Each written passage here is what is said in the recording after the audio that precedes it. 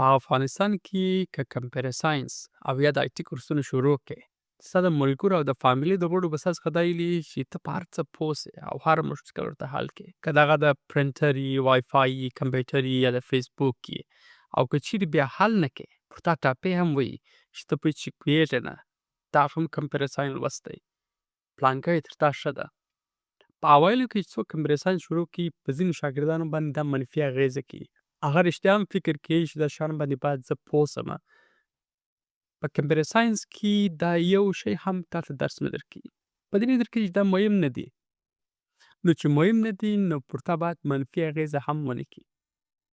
نو د دې لپاره ته دوه د حل لارې لرې. یو خو ډېر په مؤدبانه ډول ورته ووایه چې دا ستا مسلک نه ده. په افغانستان کې د دې ویل ډېر مشکل کار ده. دوم کې که چیرې ته دې ته حاضر هم څه چې مشکل ورته حل کړې، نو ته کولی سې د ای آی څخه په مرسته، د یوټیوب و ګوګل څخه په مرسته دا مشکل حل کړې. خو دوو شیانو ته دې فکر وي. اول کې که چیرې یو مشکل په یوټیوب کې ښیي چې 15 دقیقې وخت نیسي، نو هغه کس ملګري ته به ته وایه 2-3 ساعته وخت نیسي. ځینې وخت هغه مشکل چې په یوټیوب کې هغسې حل سوی په حقیقت کې ډېر وخت هغسې نه حلېږي. یو که دې وختي حل کړئ هم به دې ملګری خوشحاله وي، یو که دې حل نه کړئ ته به کافي اندازه وخت لرې چې نور حل لارې ورته پیدا کړې.